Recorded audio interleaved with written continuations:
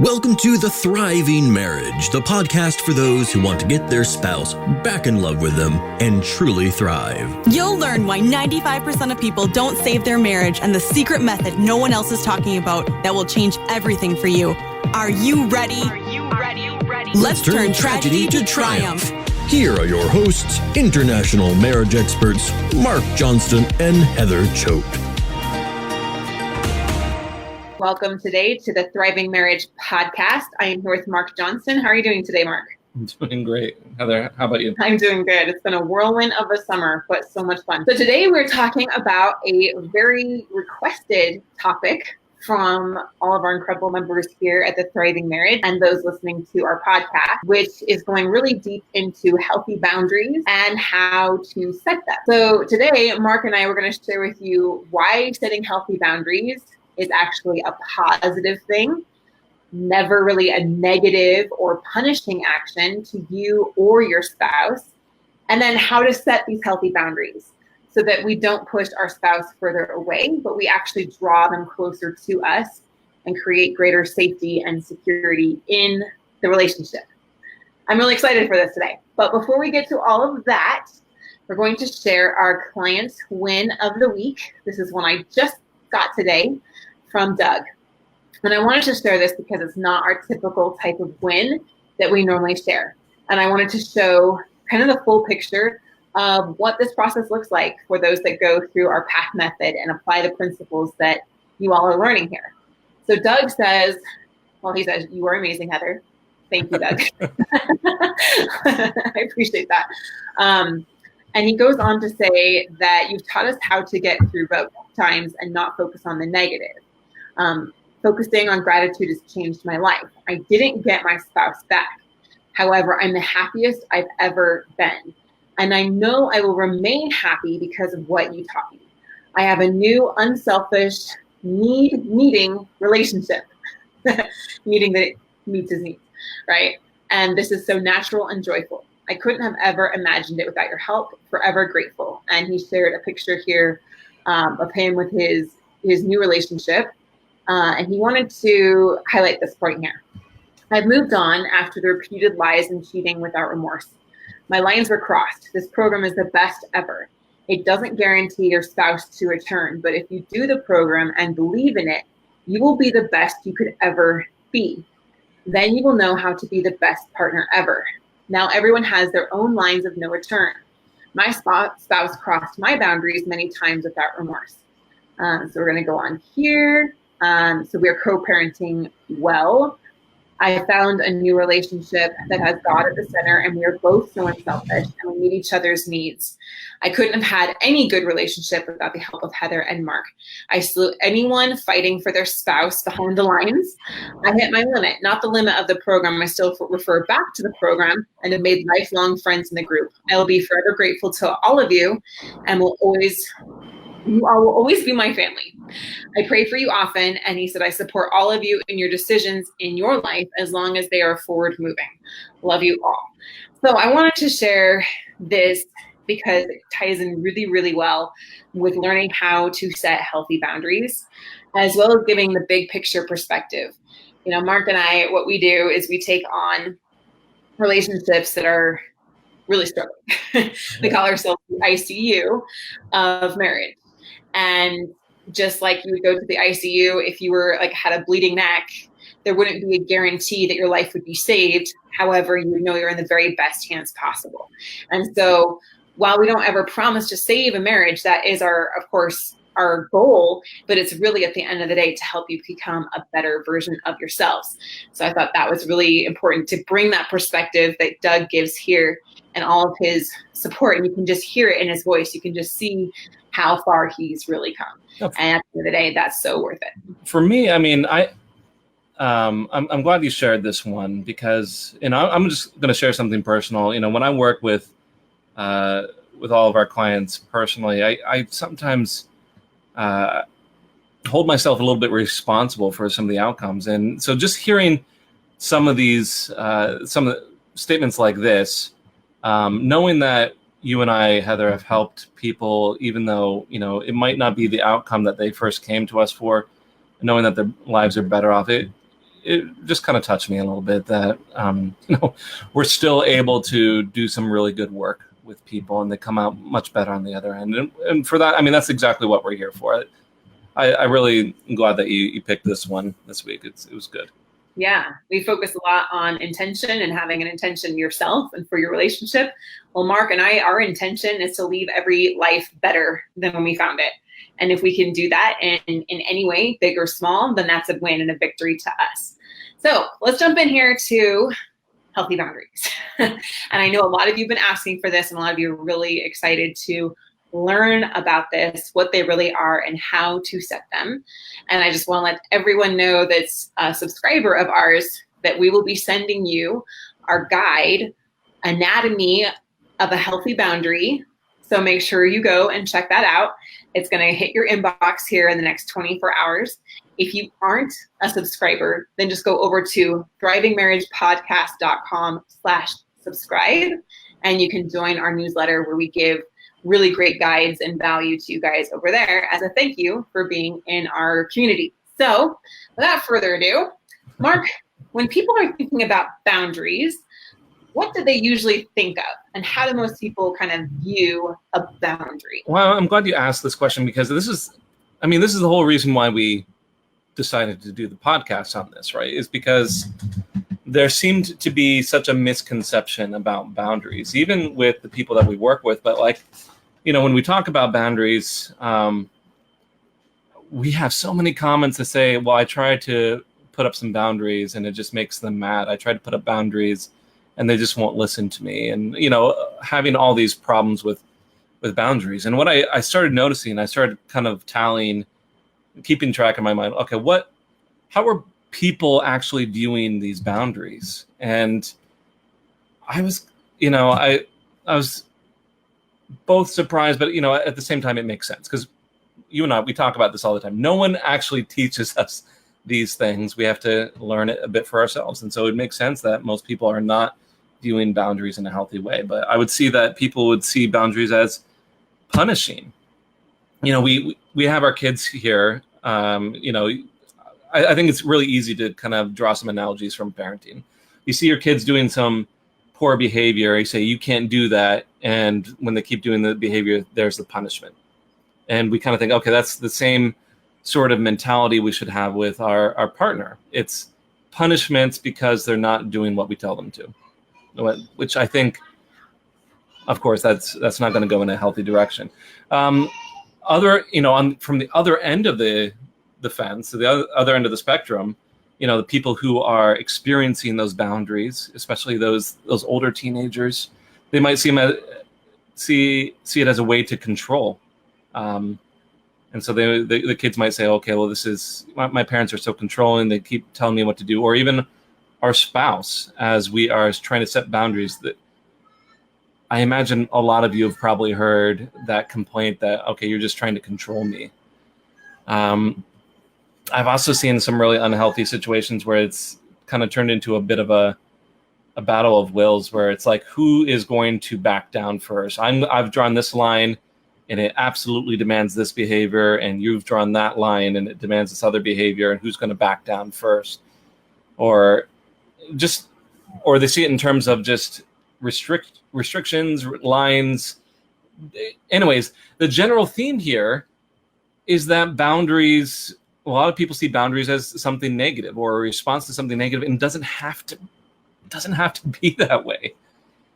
I do think that an actual healthy boundary could be a collaborative approach. You can have some collaboration there, cooperation, as you have those clear expectations and understanding. It's about moving towards a healthy position, and if you're doing it right, it doesn't actually have to involve any arguments.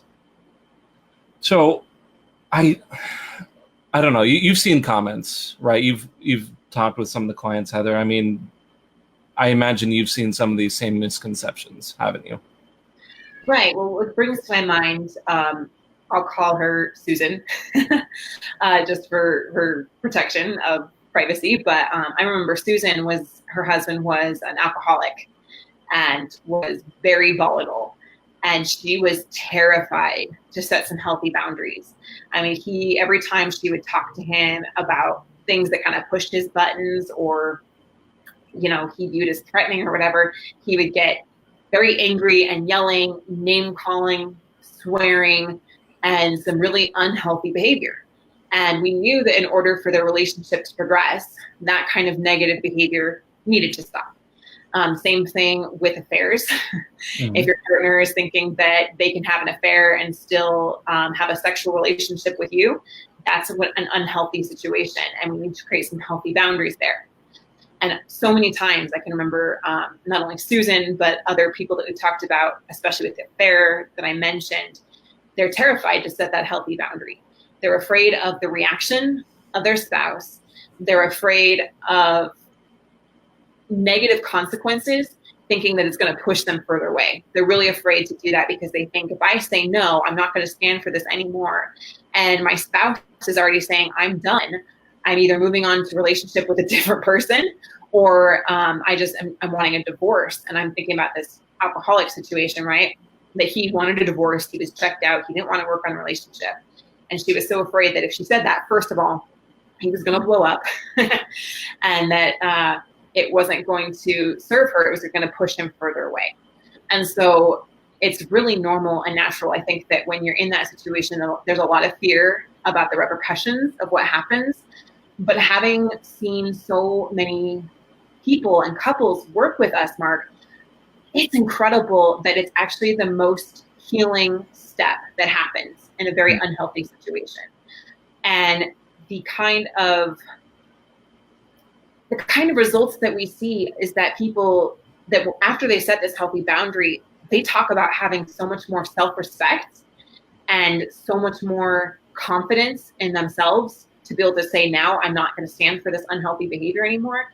And then the relationship takes a turn. It really does. It takes a really positive turn, even though I'm going to say it's probably one of the hardest things to do. I'm not going to sugarcoat it. And even having to set some healthy boundaries with a relative just this past week was seriously so hard, but I knew I had to do it.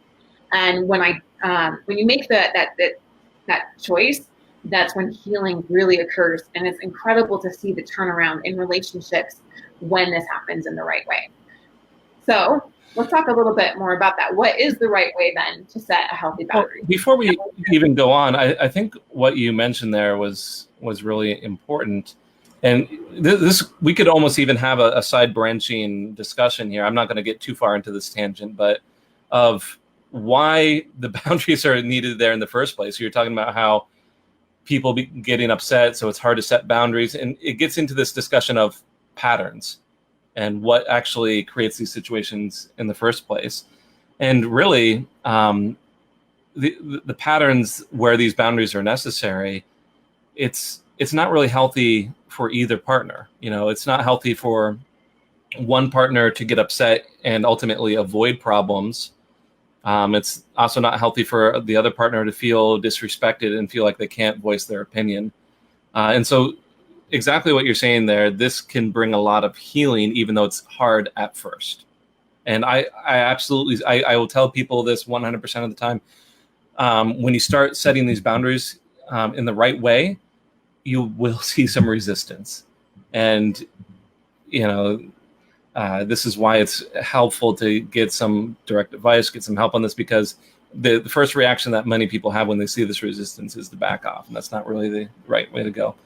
But anyways, you had another question there, Heather, right? What actually makes for a healthy boundary? Yeah.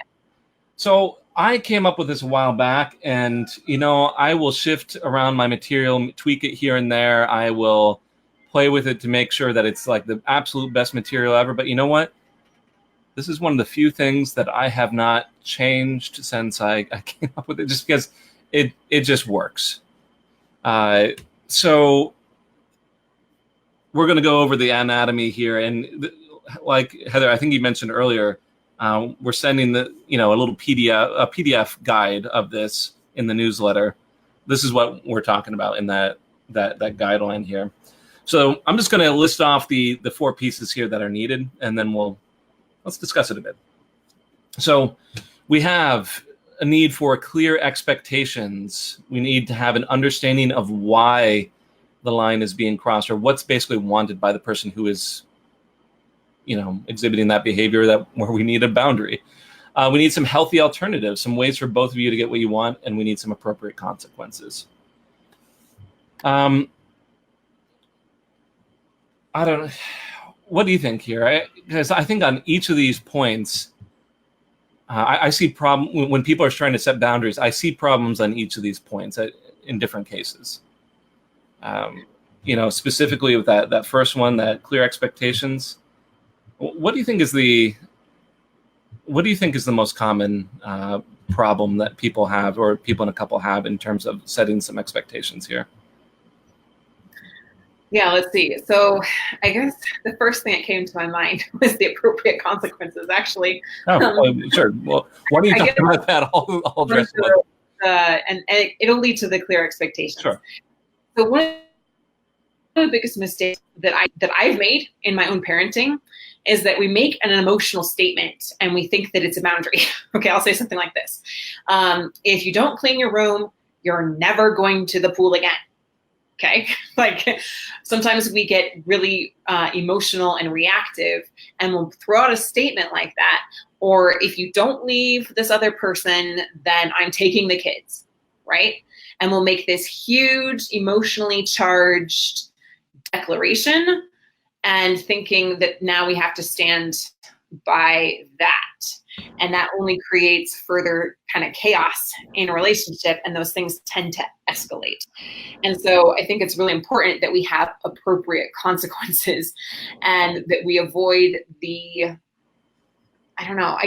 common mistake of saying something emotionally and then thinking that that's now a boundary.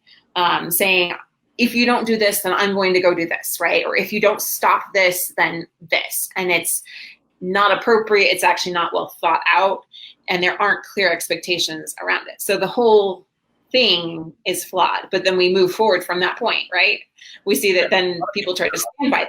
Lots and lots of people start off with the consequences first. And I think what it does is it backs people into a corner. It's like, you're going to have to agree with me. You're going to have to agree with what I'm saying right now, or you're going to be punished. And is there really a right answer to that sort of situation? There's not. Because we're not approaching it with the other pieces here. We're not approaching it with that understanding of why they might be doing what they're doing. This has been a hard lesson for me as well. Like, so right now, my wife Jen and I are struggling with our young son. He's 6, and we thought we were amazing parents because our first 2 kids were easy, and they were really calm and for the most part got along there. And here along comes our third child, and he's got a will of his own, and doesn't always get along with his siblings, his next oldest and next youngest one. So it was really easy for us to say, well, this kid is being bad. He needs to go in timeout. He needs to be punished. And that really wasn't going anywhere. We could see that he was getting more and more upset as we did things like that. And because we were missing something here, we were missing that understanding about why he was doing what he was doing. And this is where we've really come through and made the situation better, is when he's getting upset and he's trying to throw things at his siblings. And instead of getting angry at him, we come and try to sit with him in that emotion for a bit and try to understand what's going on, is where we really get into this. But we're kind of jumping around with some of these steps. And I really feel like this is something that should be ordered a little bit. Otherwise, I think, like we were just talking about, if you start off with the punishments or the consequences, it doesn't really go in a good direction. So starting off with the clear expectations, what I mean by this is, I don't know, I see a lot of times when people they feel like their spouse should know what they want. And, I call this, it's mind reading. They say, well, my spouse should be able to know what I want. They know me well enough. We've been married this long. If they're not doing what I want, then it must be because they're being mean, or something along those lines. And I just really think that having the expectations communicated clearly and having your intentions communicated clearly really helps with at least starting the process of this. I know for me, I don't know about you, Heather, but I know for me, there's many times when I've set my own expectations without communicating it to Jen. And we get into arguments, and later on I'm like, you know what, I didn't actually tell her what I was looking for here, and so I shouldn't be upset with all this. But I don't know, do you see that at all in your marriage? Absolutely. Yeah, having those, just clear expectations. This is what it means, and this is why. We got a really good comment here that I want to dissect after we go to the next point. But we can't be mind readers. We can't expect our spouse to be a mind reader. And so just being really clear up front and showing forth that understanding, like you mentioned, is so crucial. I'm really glad that you brought that up, because when you tie it back in with our PATH method, we always say that we solve problems in order. And until you've established that level of P, perspective and understanding, then setting healthy boundaries, it may or may not be the right time. It depends on what the situation is. It really warrants an individual kind of approach and what is actually going on. There are some things that are absolutely not okay, and you need to have a strong, healthy boundary right away for the protection of you and potentially your children. However, if it's maybe more like an affair or something like that, then it's really crucial that you know when it's the right time to have that boundary set in place. And you do that by having that understanding and then being really clear about your expectations. Yeah. So this is where I think our philosophy kind of differs from what most people do. Because, I mean, Heather, we emphasize a lot about trying to understand very difficult situations, even when someone's not behaving how they probably should, right? And this is where I think most people miss the mark with boundaries, is trying to understand why the other person would be engaging in some destructive behavior. Like I said, with my son, taking the time to understand why he's upset, I started to understand him a bit better. And I started to understand that he himself feels rejected by his siblings a lot. He doesn't feel understood himself a lot.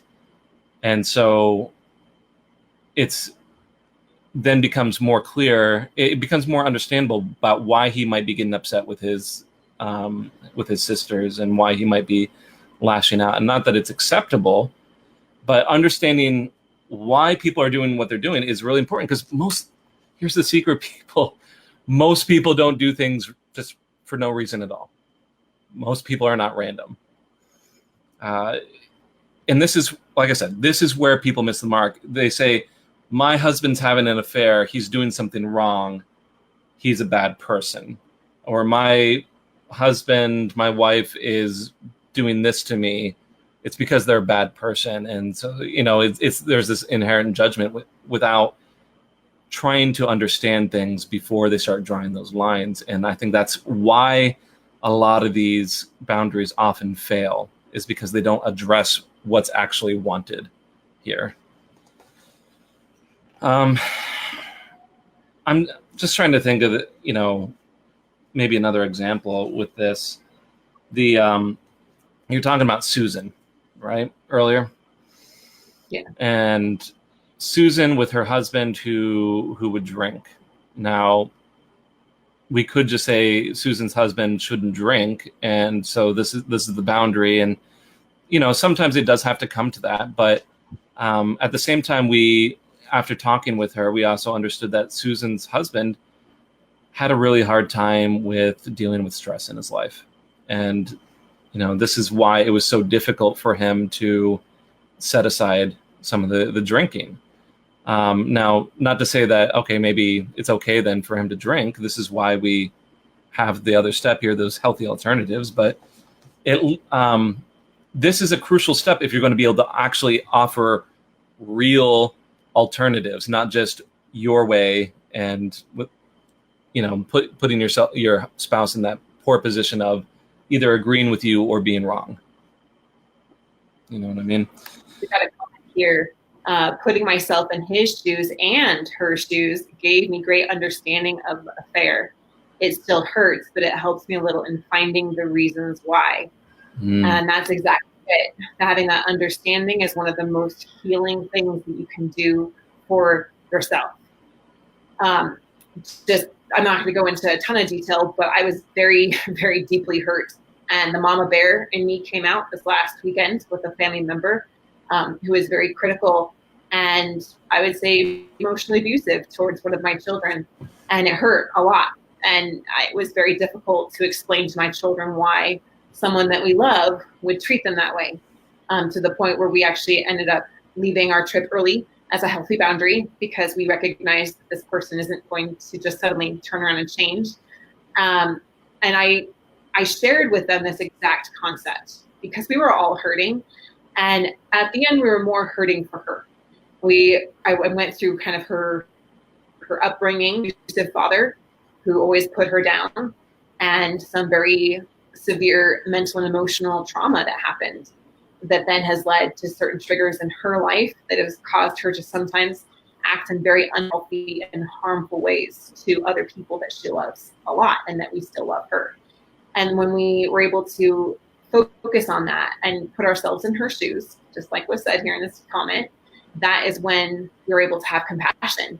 And instead of being so angry and so hurt, we're now more sad and compassionate for her and the things that she's gone through that would cause her to act in such a way. And I know that the people have gone on the same journey, whether it's pornography, an affair, an addiction, verbal, emotional abuse, anything like that, that then when you finally realize what's driving that behavior, then you can have a lot of compassion and understanding for why it's happening in the first place. And then when you have that understanding, you can start to come to our next step here, which is healthy alternatives, right? Healthy alternatives, which would be ways for both of you to get what you want. Yeah, like in the cases of affairs, this is always a difficult thing. Like you were talking about, or that comment there that you just shared brought something up that was really important. Like the person was commenting when they were able to put themselves in their sound like their husband and his affair partner's shoes. There's a lot of healing that can be done, and being able to understand why your spouse might have gone into that affair. You really need that information in order to actually be able to offer something different. Because it would be so simple to say, this is my line, you can't have an affair or else I'm leaving. But once again, that kind of puts the offending partner in a really terrible position where they have to either give up something that's meeting some needs and be wrong or continue hurting their partner. It's just a terrible spot to be in. And this is why these healthy alternatives need that understanding. We've helped several cases with affairs, haven't we, Heather? Oh, yeah. And in each one of these cases, it was because there was a lot of understanding given, and then we were able to meet the needs that were missing in the relationship before we ended the affair. Right? Absolutely. So, and I want to go ahead. You were saying something? I had some interference there. No, go ahead and finish your thought there, and then I want to go to this comment. Okay, sure. What I'm saying here is what this is about here is about giving people a healthy way out. And giving them an actual choice rather than saying it's my way or the highway, because no one likes being in that position. So, I keep going back to my son because this is something I'm dealing with right now. So my son, who's not feeling understood and is feeling rejected by his siblings because they're doing other things, and I went to him and I said, "Hey, so you're getting upset and you're throwing things, and that's not really working. And it seems like you really want to be able to play nicely with your siblings. So I said, I want you to help me come up with some ways that you can play with them and not get upset, and we can, help all of you play together." And so because I sat there with him, and because I actually took the time to understand him, he was actually, even though he's 6, he was able to articulate some ideas and be involved in the process. He supplied me some healthy alternatives because I took the time to understand him. And that's what this is really all about. It becomes so much easier when we have that understanding. Anyways, you had a comment here that looks really good. Yeah. This comment is this a good boundary? Asking us here in the Thriving Marriage Facebook group. I cannot continue to be intimate with you if you are intimate with other women. It makes me feel disrespected, and I want us to rebuild respect for one another and for ourselves. That's a really, really good question. Now, I'm going to say that I'm going to give kind of the whole picture here. If you're setting a boundary like this, on the one hand, it is limiting some ability to connect. At the same time, it's protecting this person from being hurt because their spouse is, being intimate with this other woman. If I had to go one step even better than this, I think it's a good starting point. If I had to go one step better, I would be offering some ways for there to be some connection. As long as there is some cooperation here. So maybe if they're not sleeping together, maybe there are other ways to connect until this commenter feels safe. Because we're always looking for, how do both parties get what they're looking for here?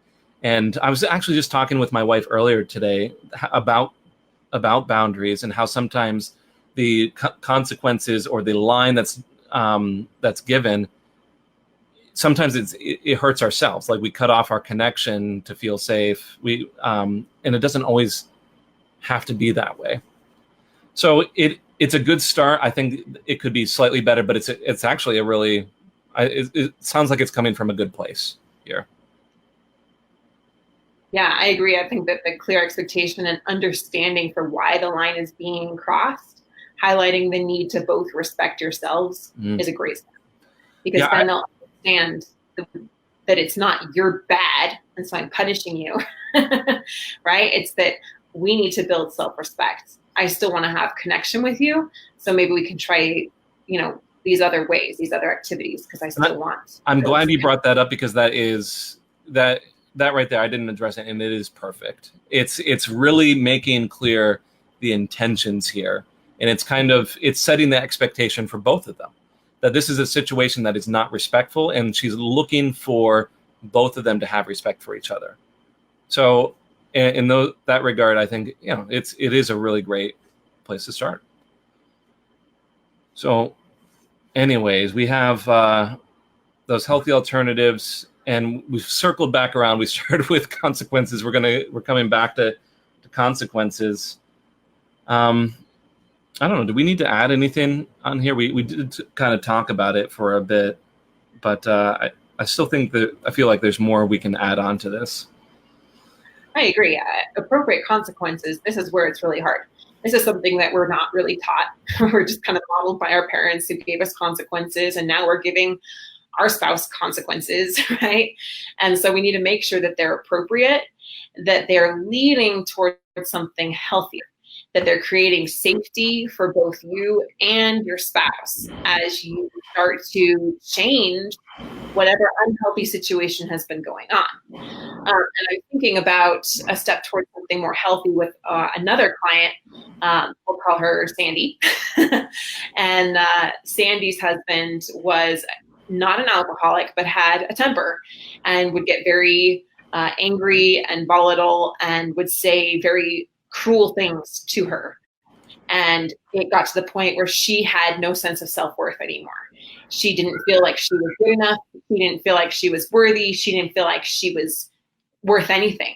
In fact, when he would say these very derogatory and unhealthy things toward her, she would agree with him. She would say, you know what, you're right. I am that.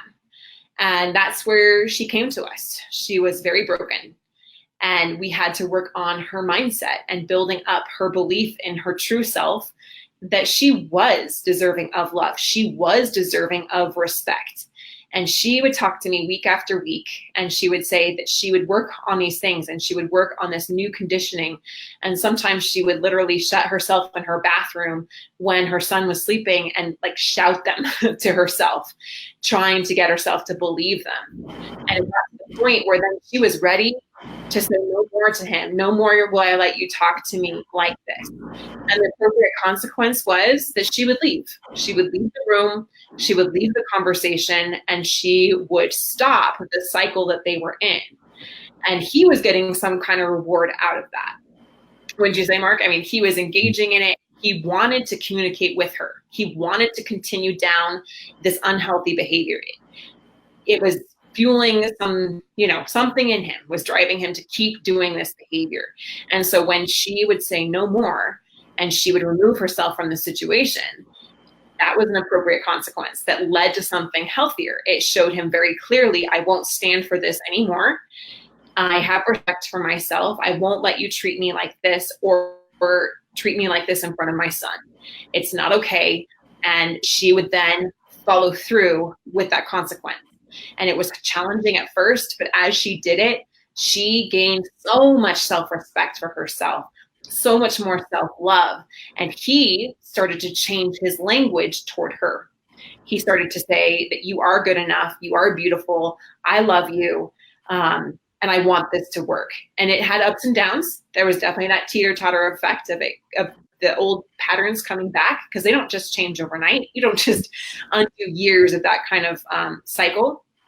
But given time, we definitely saw a huge improvement there. So I hope that articulates clearly. It's hard to share an entire person's, months of journey in a few sentences with you.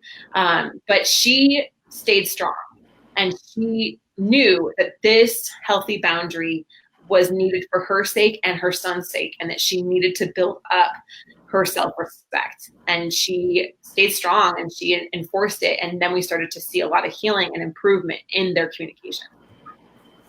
So we talked a lot about basically the structure of a boundary, but I really think that I'd like to just kind of finish up this discussion with the importance of boundaries, because this is such a hard thing to implement, because people, the whole reason why there's this unhealthy behavior is it fits somewhere in the relationship. It sounds odd, but like the unhealthy behavior is benefiting some people in some ways. It's hard to break away from that.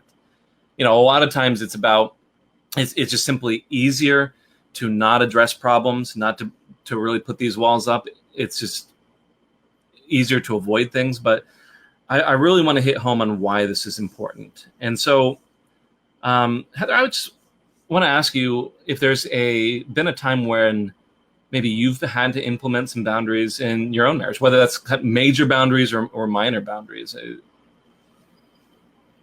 I think that the boundaries have been more on my part. I'm going to be perfectly honest.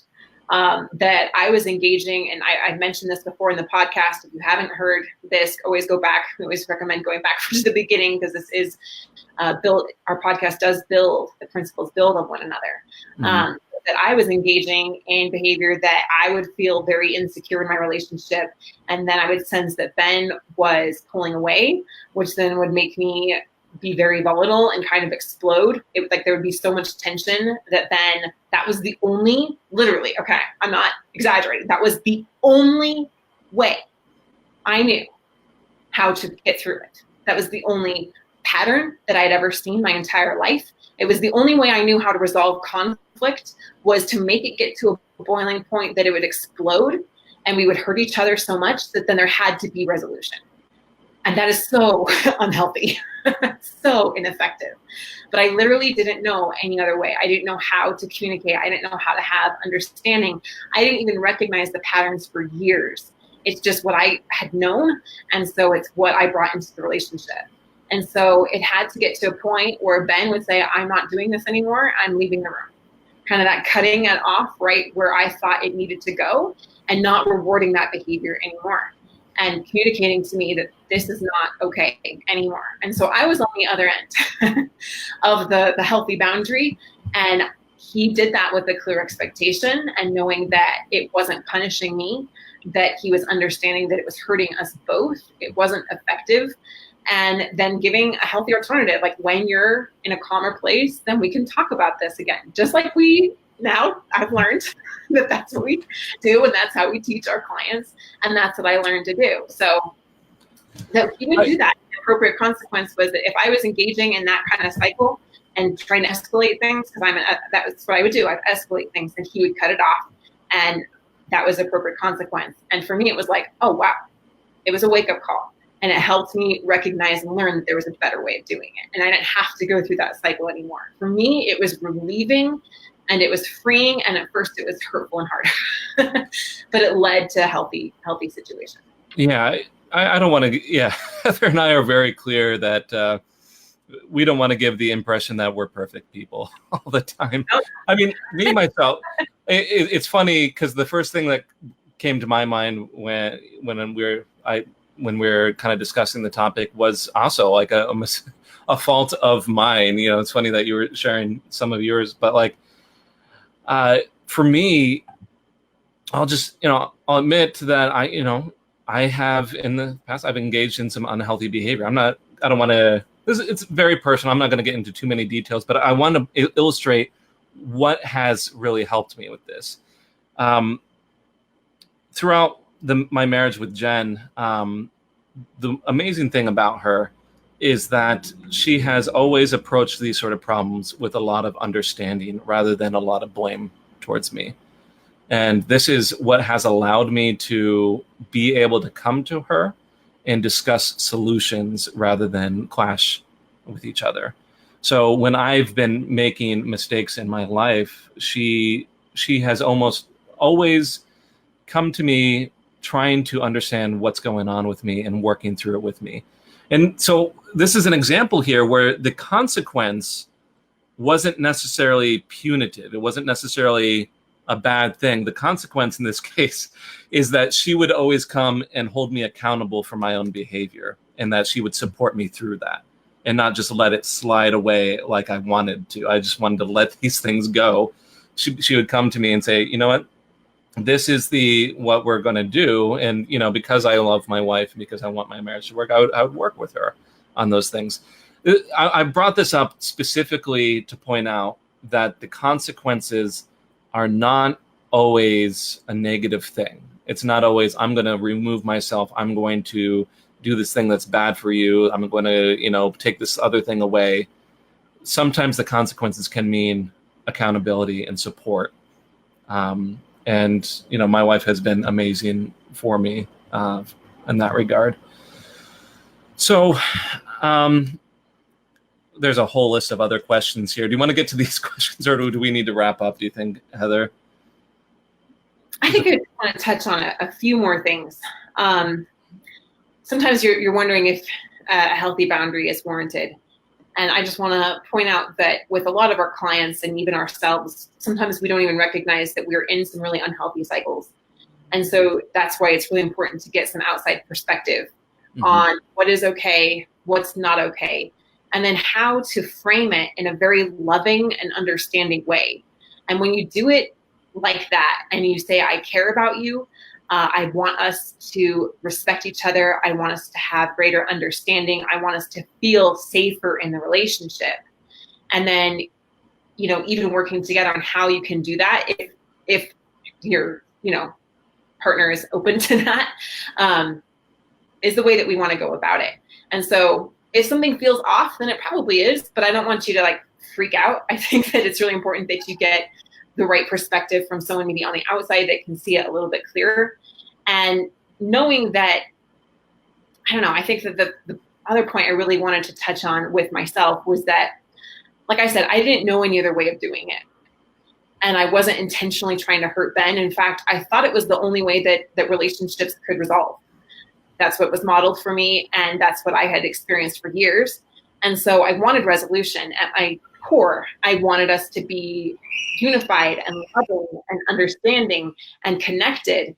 And I thought that that's the only way I could get there. And so I guess having compassion for those that are engaging in unhealthy behavior they might not know any other way either. That might be the only way that they know how to cope. That might be the only way that they see happiness or security for themselves, or the only way that they know how to process through things. And they may actually, more often than not, I would say that at their heart, they're really wanting positive things. And so if you can both understand what those positive results are, then you can work on those healthy alternatives, a different way to go about getting the thing that you actually both really want. Yeah. And I think, once again, this is where our approach is very different from others. A lot of times when people are talking about boundaries, it's what do I need to do to protect myself? And what do I need to do for me? And, when we're trying to look at the relationship in terms of, being healthy long-term, it's more of this collaborative approach, this understanding approach, this idea that, the person who is quote unquote the offending party, there's probably some good reasons why they're doing what they're doing, whether it be because that's all they know in terms of what works, or because any number of other things. When you just approach it with kind of a hard line and zero understanding, you're so much more likely to run into those brick walls, into those situations where no one can win, or at least where someone's going to lose, which is not a situation that I think is ideal for a marriage. So, agreed. Well, we could go on about this, and it is so important. I think that it's crucial that we understand that these things are a process. They're not something that we learn. And Mark and I have tried to show some illustrations of what it looks like, what the anatomy of a healthy boundary actually is, how you go about having that conversation, how to know if it's the right time in your relationship, and to do it in a way to make sure that you pull them toward you by showing understanding, by showing respect, by having clear expectations and following through so it's actually effective. There's a lot to that. And I'm not going to lie, there's a lot to that. And so please reach out to us if you need more help with this. That is what we're here for. And that is what our coaching program is for. And you can always apply for a free breakthrough call with us over at highthrivecoaching.com/apply. And we can talk about how we might be able to help you in your situation so that you can be secure. You can have peace of mind. You can have a sense of freedom. The other side is costly. It costs our hearts. It breaks our hearts. It costs our feeling of security. It costs us so much emotionally, mentally, even financially to go through years of having unhealthy behaviors in a relationship. And if your spouse is pulling away from you and there's still unhealthy things going on, then it's going to be even more costly to you and to your children and your family if you don't learn how to set those healthy boundaries. So I really encourage you to take action on that. All right, let's go to our marriage mythbuster. Yeah. So I had to think about this because I always like to tie this to the topic for the week. In this case, this is one actually I've heard even a few times even within the last week, because this is not such an uncommon idea. The myth here is that it's a sign of weakness to share your struggles and emotions with others. I tend to hear this a little bit more from men, at least explicitly, but it comes in different flavors. So with the men, this tends to come out as like, I shouldn't share emotions. I shouldn't be emotional. I shouldn't share that I'm struggling with something because then I'm not manly. And with women, it tends to come out as, I shouldn't share my emotions with people. I'm making some stereotypes, but this is just what I tend to see a little bit more commonly.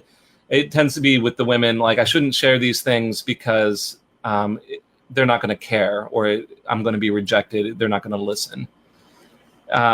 So I guess it's all in all kind of an idea that sharing is not a good thing, sharing weakness and struggles and such. And in my opinion, this is an unhealthy view, because I think the very definition of a healthy and strong relationship is one where both partners can be completely open and vulnerable with each other, especially in moments of weakness or need. I think one of the things that has brought me so close to my wife is the fact that she can be 100% vulnerable with me, that I can be vulnerable with her, and that we will support each other when we're low. It's been such a comfort to know that Jen will be there even if I'm not doing well, and she's going to support me with that, and vice versa. The thing is, sometimes we put some limitations or boundaries around ourselves. We don't allow for certain experiences because of fear, whether that is because I won't be seen as manly, or because this is not a safe situation. But this is where it ties into the subject for the week. It's because we've already set up these boundaries or these limitations on ourselves, and some of the same principles can be applied here. So we might set a new expectation, as in, it's really good for our relationship to be open and vulnerable with each other. And we need to have some understanding of why we don't do that, why we engage in this behavior of holding back and not being open with our spouse. Maybe it's because of that fear. Maybe it's because of ourselves being not good enough, feeling like we're not good enough. And we need to have some healthy alternatives. If you feel like your spouse is going to reject you or not be open to some of these things, maybe there are boundaries that need to be in place in order to make this more safe, in order to make it so that you can be more open and vulnerable with each other. And, as long as you're setting that expectation well, setting the idea that we need to be more intimate, more connected, more close, many people who are wanting that deeper relationship would be open to the ideas of improving that kind of aspect of their marriage. Otherwise, you have these consequences. And once again, this isn't that punitive approach, but if we are not being open with our spouse, the consequence could be that you keep coming back to the idea and looking at how you can improve, looking at, coming back to the drawing board and supporting each other with new ideas and new ways to make things safe and new ways to be more open. Like I said, this is kind of a different way of looking at a boundary. This is almost like a boundary of expectations of growth and expectations of deepening the relationship, rather than expectations and boundaries to keep things safe. But I do think that so many people limit how deep that they can go in a relationship. And I just wish all of you could have the kind of deep level open relationship that I share with my wife, Jen, and, that Heather talks about having with her husband, Ben. But anyways, that is the myth, is that if you are seen being open and vulnerable, sharing your struggles and emotions with your partner as a bad thing, as a weak thing, I can tell you that you're in the wrong place, and you need to rethink your stance on that and maybe how you might approach those situations. Anyways, my myth buster for the week here. So I'll just add a quick thought to that what I've seen and in my life, and what's allowed me to experience the level of connection and intimacy and being able to share struggles, being able to share emotions, share the good, the bad, the ugly, all of it was really healing that from within first, and recognizing that self-love and self-acceptance had to come before allowing love and acceptance from another person. Because if we're not there ourselves, then we'll continually push it away and continually reject it. And that's why our program focuses on that mindset and on removing limiting beliefs and working on that deeper inner confidence, that deeper inner trust of yourself, and deeper inner love for yourself. So that's kind of what helps bring it all about. So thank you, Mark, for that. And thank you, everyone, for joining us today. Next week, we're going to share with you what makes a marriage work.